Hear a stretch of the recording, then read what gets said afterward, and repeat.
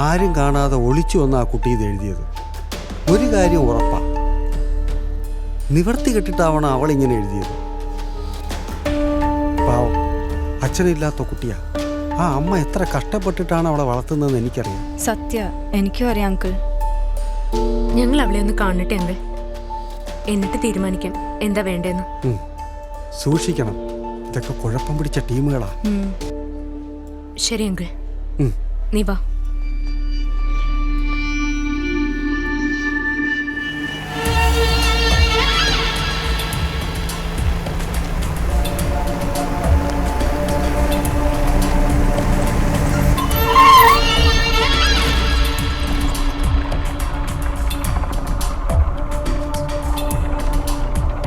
എന്തു പറ്റി sir? Car കേടായോ? ഇല്ല, തന്നെ ഒന്ന് കാണാൻ വേണ്ടി നിന്നതാ. എന്താ സാർ കാര്യം? തന്നെക്കുറിച്ചൊരു കംപ്ലൈൻറ്റ് കിട്ടിയിട്ടുണ്ട്. തൻ്റെ ഓഫീസിലേക്ക് വരുന്നതിനേക്കാൾ നല്ല ഇവിടെയാണെന്ന് തോന്നി, അതാ കാത്തു നിന്നത്. കംപ്ലൈൻറ്റോ? എന്ത് കംപ്ലൈൻറ്റ്?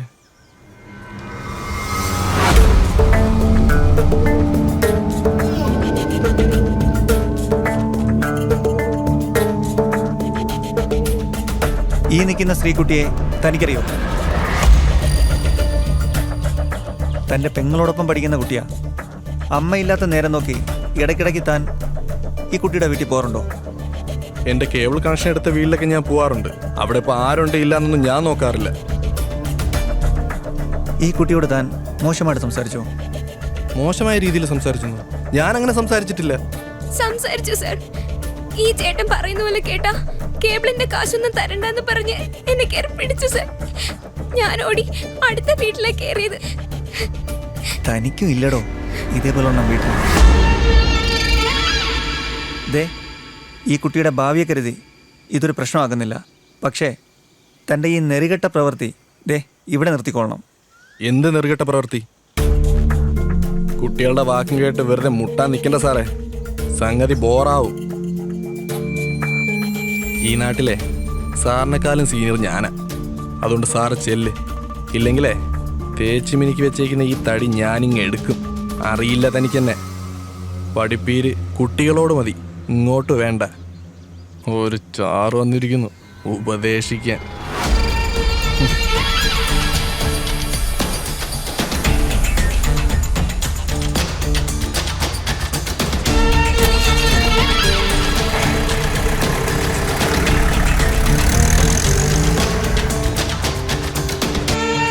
കുഴപ്പമായോ സാർ? നിങ്ങൾ ചെല്ലേ, ആരോടും ഇതൊന്നും പറയാൻ നിൽക്കണ്ട. മോള് പേടിക്കണ്ട, ഇനി ഇയാളുടെ ശല്യം ഉണ്ടാവില്ല. ചെല്ല്.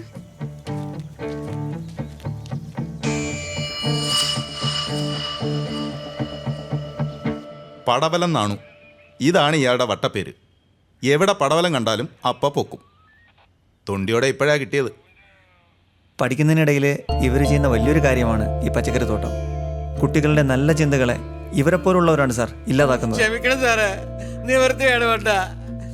ആദ്യമായിട്ടാ ഞാനവിടെ കയറണേ, ഇനി ഉണ്ടാവില്ല. എല്ലാ കള്ളന്മാരും ഇത് തന്നെയാ പറയുന്നത്. തനിക്ക് എന്താടോ ജോലി ചെയ്ത് ജീവിച്ചൂടെ? ജോലിയൊന്നും അറിഞ്ഞൂടെ സാറേ. എന്തായാലും കുറച്ച് ദിവസം അകത്ത് കിടക്ക്, അപ്പ പഠിച്ചോളും. അയ്യോ വേണ്ട സർ, ഒരിക്കലത്തേക്ക് പോട്ടെ സർ. ഇനി ചെയ്യൂലെന്നല്ലേ പറയണേ. എന്താരുമ ഇയാളെങ്ങനെ വെറുതെ വിടാൻ പറ്റില്ല. Please sir. കണ്ടില്ലേ സാർ, കള്ളന്മാരോട് പോലും അനുകമ്പയാണ് അവർക്ക്. അപ്പൊ കേസ് വേണ്ടെന്നാണോ? വേണ്ട സർ, ഉപദേശം ഇട്ടാ മതി. കണ്ടിട്ട് പാവാൻ തോന്നുന്നു. ആ ശരി. വിക്ടറേ, യെസ് സാർ. ആ പച്ചക്കറി ഇങ്ങെടുക്ക്. അതയാളുടെ തലയിലോട്ട് വെച്ചു കൊടുക്ക്. എടുക്കടാ, പിടിക്ക്. ഇതെല്ലാം സ്കൂളിൽ കൊണ്ട് കൊടുത്തിട്ട് ടീച്ചറോടും കുട്ടികളോടും മാപ്പ് പറയണം. പറയാ സാർ. സർ വേണ്ട സർ, നമ്മൾ കൊണ്ടുപോയിക്കോളാം. ആരോരും ഇല്ലാത്ത കുറെ അമ്മമാര് ശരണാലയത്തിലുണ്ട്. അവർക്ക് വേണ്ടിയിട്ടാ ഞങ്ങൾ ഈ കൃഷി ചെയ്യണേ. ഇനി ഞങ്ങൾ ഉപദ്രവിക്കരുതെങ്കിൽ.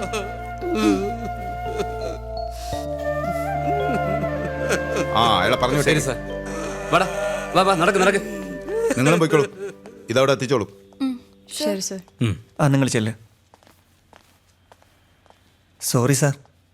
എന്തിന്? ആ കുട്ടികൾ ചെയ്തതല്ലേ ശരി. അയാളൊരു മനുഷ്യനാണെങ്കിൽ ഇനി കക്കില്ല. കുട്ടികളുടെ ഈ കാഴ്ചപ്പാടിനെ നമ്മൾ പ്രോത്സാഹിപ്പിക്കുക, അതാണ് നമ്മൾ ചെയ്യേണ്ടത്. Okay sir, thank you. Okay, ഒന്നാം സ്റ്റാൻഡേർഡിലെ മലയാളം പാഠപുസ്തകത്തിലേക്ക് ആർച്ചി എന്ന മിടുക്കിയുടെ കവിത. ചെറുകുന്നം ഹയർ സെക്കൻഡറി സ്കൂളിലെ +2 വിദ്യാർത്ഥിനിയായ ആർച്ചി എഴുതിയ അക്ഷരമാലയിലെ അമ്മ എന്ന കവിതയാണ് പാഠപുസ്തകത്തിൽ ഇടം നേടിയത്.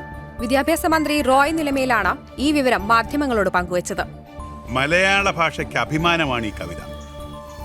സ്വരാക്ഷരങ്ങൾ കോർത്തിണക്കിയ അക്ഷരമാലയിലെ അമ്മ എന്ന ഈ കവിത കുട്ടികൾക്ക് ഏറെ ഗുണം ചെയ്യുമെന്ന് ബോധ്യപ്പെട്ടതുകൊണ്ടാണ് ഈ സർക്കാർ ഇങ്ങനെ ഒരു തീരുമാനം കൈക്കൊണ്ടത്.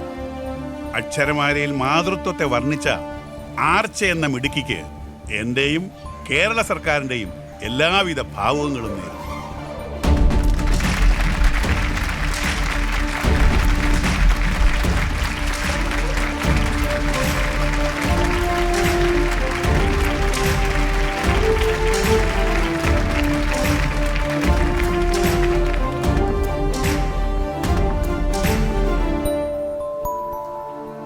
ഇത് ഈ സ്കൂളിന്റെ അഭിമാന മുഹൂർത്തമാണ്.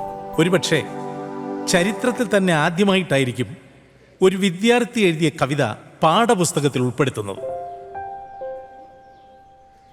അക്ഷരമാലയിൽ അമ്മ എന്ന കവിതയുടെ ആ ആത്മാവിനെ തിരിച്ചറിഞ്ഞ് സോഷ്യൽ മീഡിയ വഴി ലോക മലയാളികളിലേക്ക് എത്തിച്ചത് അച്ചുവിൻ്റെ ടീച്ചേഴ്സാണ്. അവരെല്ലാം ഈ അവസരത്തിൽ ഞാൻ അഭിനന്ദിക്കുന്നു. എല്ലാത്തിനുമപ്പുറം ഈ കവിതയെ നെഞ്ചിലേറ്റിയ മറ്റൊരു വ്യക്തി ഇന്ന് നമ്മോടൊപ്പമുണ്ട്. നമ്മുടെ എല്ലാം അഭിമാനമായ ചലച്ചിത്ര പിന്നണി ഗായകനായി വന്ന് സംഗീത ലോകത്ത് തൻ്റെതായ വ്യക്തിമുദ്ര പതിപ്പിച്ച ശ്രീ MG ശ്രീകുമാർ. ഒരു പ്രതിഫലവും വാങ്ങാതെ അദ്ദേഹം ഈ കവിതയെ നെഞ്ചിലേറ്റുകയും സംഗീതം നൽകി ആലപിക്കുകയും ചെയ്തു. ഈ അവസരത്തിൽ അദ്ദേഹത്തിൻ്റെ നല്ല മനസ്സിനെ ഞാൻ അഭിനന്ദിക്കുന്നു. നിങ്ങളോട് 2 വാക്ക് സംസാരിക്കാൻ ഞാൻ അദ്ദേഹത്തെ ആദരപൂർവ്വം ക്ഷണിക്കുന്നു. Thank you.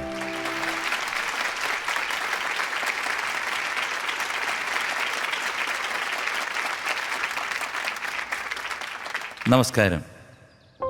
പ്രിയപ്പെട്ട വിദ്യാർത്ഥിനികളെ, മറ്റ് ബഹുമാന്യ വ്യക്തികളെ, ഈ സായാഹ്നം ഞാൻ ഒരിക്കലും മറക്കില്ല. ഇതുപോലുള്ള നിമിഷങ്ങൾ ദൈവത്തിൻ്റെ വരദാനമാണ്. നാം ഓരോരുത്തരും ചൊല്ലിപ്പഠിച്ച മാതൃഭാഷയിലെ അക്ഷരമാലയിൽ മാതാവെന്ന സത്യത്തെ കണ്ടെത്തിയ ആർച്ച എന്ന നിങ്ങളുടെ അല്ലല്ല നമ്മുടെ അച്ചുവിനെ ഞാൻ അഭിനന്ദിക്കുന്നു.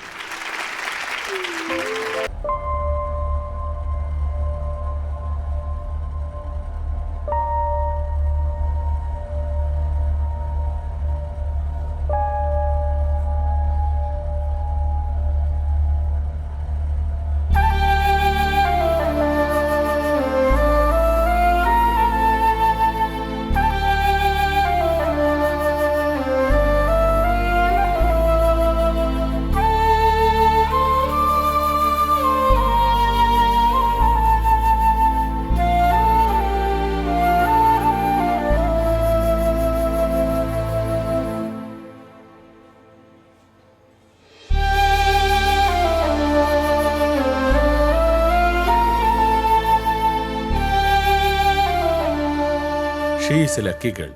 ഇവിടെ എത്തിക്കാൻ കുറച്ചുകൂടി സമയം വൈകിയിരുന്നെങ്കിൽ ഒരുപക്ഷെ ആ കാല് തന്നെ നഷ്ടപ്പെടുമായിരുന്നു. Don't worry about that. മുട്ടിന് താഴെയാണ് 2 ഫ്രാക്ചറുകളും. കുറഞ്ഞത് 3 മാസമെങ്കിലും ബെഡ് റെസ്റ്റ് വേണ്ടിവരും. ഇത് വല്ലാത്തൊരു പരീക്ഷണമായി പോയി സാർ. വളരെ ബ്രില്യൻ്റായ കുട്ടിയായിരുന്നു. എനിക്കറിയാം. എന്തായാലും ജീവൻ തിരിച്ചു കിട്ടിയില്ലേ? അല്ല, ആ വാഹനത്തെക്കുറിച്ച് എന്തെങ്കിലും സൂചന കിട്ടിയായിരുന്നോ? ഇല്ല ഡോക്ടർ, അന്വേഷിക്കുന്നുണ്ട്. നല്ലൊരു അഡ്വക്കേറ്റിനെ കാണണം. സ്ട്രോങ് ക്ലെയിം കിട്ടേണ്ട കേസാ. കാണാം ഡോക്ടർ. അച്ചുവിന്റെ ചികിത്സയ്ക്ക് വേണ്ട എന്താണെങ്കിലും ഡോക്ടർ ഞങ്ങളോട് പറഞ്ഞാൽ മതി. അച്ചുവിനെ ജീവിതത്തിലേക്ക് തിരിച്ചു കൊണ്ടുവരണം ഡോക്ടർ. ഓക്കെ. സ്റ്റുഡൻസിനോടുള്ള നിങ്ങളുടെ ഈ caring I appreciate. Thank you doctor. അക്ഷരമാലയിൽ അമ്മ എന്ന കവിത എഴുതി ലോകശ്രദ്ധ നേടിയ ആർച്ച എന്ന +2 വിദ്യാർത്ഥിനിക്ക് അജ്ഞാതവാഹനമിടിച്ച് ഗുരുതരമായി പരിക്കേറ്റു. 1ാം ക്ലാസ് പാഠപുസ്തകത്തിൽ ഈ കവിത ഉൾപ്പെടുത്തിക്കൊണ്ടുള്ള സർക്കാർ ഉത്തരവിന് പിന്നാലെയാണ് അപകടം സംഭവിച്ചത്. ആർച്ച അപകടനില തരണം ചെയ്തതായി ആശുപത്രി വൃത്തങ്ങൾ അറിയിച്ചു. മോളെ, മോളു, ദേ ഇതാരൊക്കെയാ വന്നിരിക്കുന്നതെന്ന് നോക്കിയേ.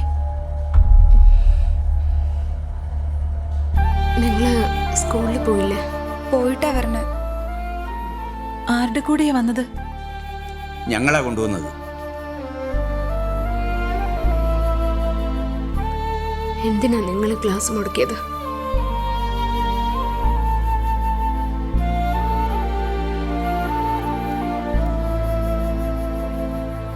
ദേ നോക്ക്, നിങ്ങൾ ഇങ്ങനെയായ തോറ്റുപോകുന്നത് ഞങ്ങളാ. അച്ഛനമ്മമാരെ വേദനിപ്പിക്കരുത്. ഇങ്ങനെയൊക്കെ ദൈവം നമുക്ക് മുന്നറിയിപ്പ് തരുന്നത് അഹങ്കരിക്കാതിരിക്കാനാ. റിമ, നീ വേണം ഇവരെയൊക്കെ ശ്രദ്ധിക്കാൻ. ഇനിയുള്ള ഒരൊറ്റ ക്ലാസ് പോലും മിസ്സാക്കരുത്, പറഞ്ഞേക്കാം. വയ്യടി, ഞങ്ങൾക്ക് പറ്റണില്ല, സത്യമായിട്ടും പറ്റണില്ല. ഇങ്ങനെയാണോ സ്നേഹം കാണിക്കുന്നത്?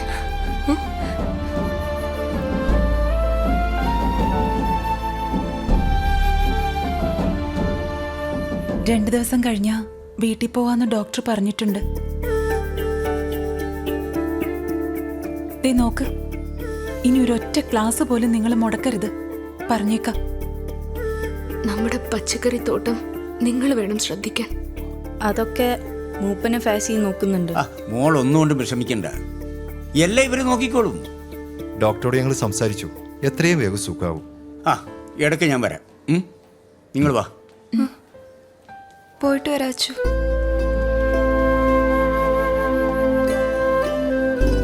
പോട്ടെ.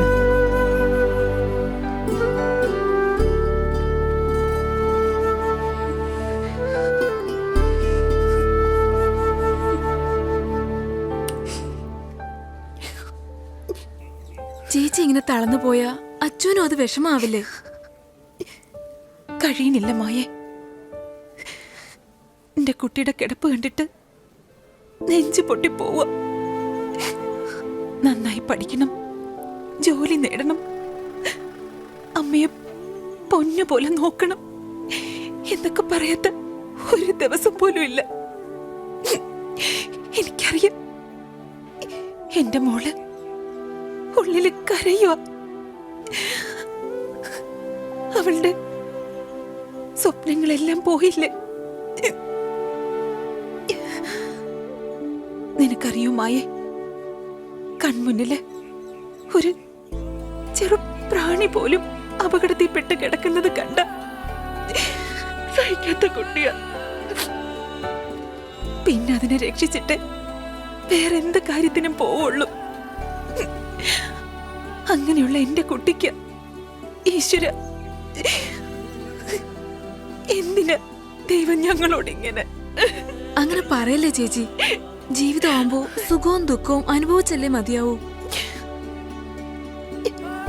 അവളെ ദൈവം നമുക്ക് തിരിച്ചു തന്നില്ലേ, ഒക്കെ ശരിയാവും.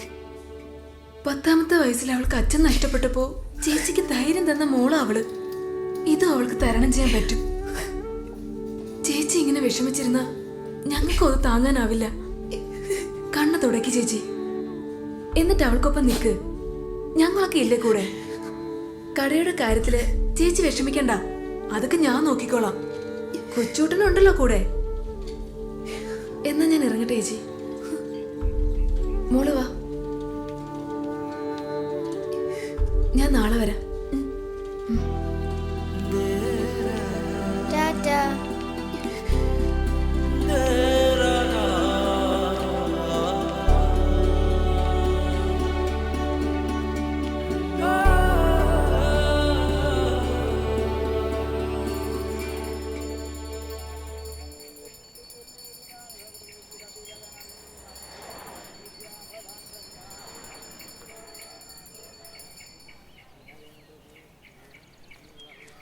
സാറേ, എന്നെ മനസ്സിലായ സാറേ? ഞാൻ മോഷണമൊക്കെ നിർത്തി സാറേ. ഇതാ കണ്ടില്ലേ, ആ മക്കളെ ഞാൻ മറക്കില്ല സാറേ. ഒരുപാട് സന്തോഷമുണ്ട് താങ്കൾ ഇങ്ങനെ കണ്ടതിൽ. പോട്ടെ സാറേ. ഒരു ടിക്കറ്റ് എന്നിട്ട് പോടോ, കാരുണ്യം എന്നെ മതി. ഒന്നുമില്ലേലും ഒരു വിഹിതം സാധുക്കൾ കിട്ടുമല്ലോ.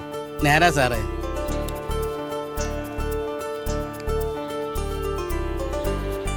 ദാ. എന്നാ ഞാൻ പോട്ടെ സാറേ. അതാരാ? ഇന്നത്തെ കേരള ഇന്നത്തെ കേരള അതാണ് കേരള, ആ കേരള, പച്ചക്കറികെട്ട വിദ്വാൻ. ആ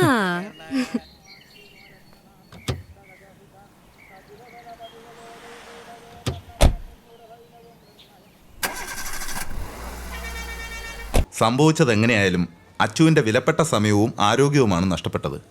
അതൊന്നും ഒരിക്കലും തിരിച്ചു കിട്ടില്ല. കേസൊന്നും വേണ്ടാന്ന് അച്ചു എന്തിനാ അഡ്വക്കേറ്റിനോട് പറഞ്ഞത്?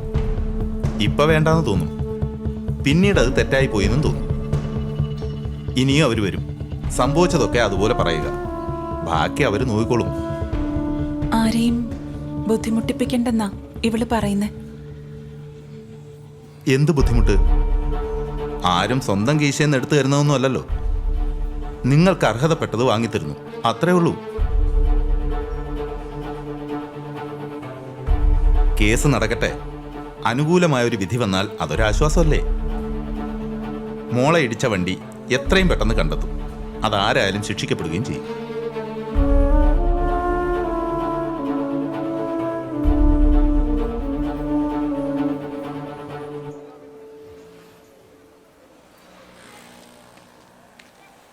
അവരിവിടെ ഉണ്ട്. നിങ്ങളെന്താ ഇങ്ങനെ കപ്പിത്തം വീണപ്പോൾ നിങ്ങളെല്ലാം തളർന്നോ? കളിയാക്കാണോ? കളി പറയേണ്ട അടുത്തേ പറയൂ. ഇപ്പോൾ ഞങ്ങൾ വന്ന് മറ്റൊരു പ്രധാന കാര്യം പറയാനാണ്. അച്ചുവിൻ്റെ ഈ അവസ്ഥ നമ്മളെ മാത്രമല്ല നമ്മുടെ ടീച്ചേഴ്സിനെയും മാനസികമായി തളർത്തിയിട്ടുണ്ട്. അതവർ പുറത്ത് കാണിക്കുന്നില്ലെന്നേ ഉള്ളൂ. നമ്മൾ ഒരുമിച്ച് നിന്നാൽ നമുക്ക് പലതും ചെയ്യാൻ കഴിയും. അല്ല, നിങ്ങൾ എന്തായി ഉദ്ദേശിക്കണേ? എങ്ങനെയെങ്കിലും +2 കടന്നു കിട്ടിയാൽ മതി എന്ന് വിചാരിച്ച ഞാൻ പോലും മാറി ചിന്തിച്ചത് അച്ചുവും നിങ്ങളും കാരനാണ്. ആ അച്ചുവിനെ നമുക്ക് തിരിച്ചു കൊണ്ടുവരണ്ടേ?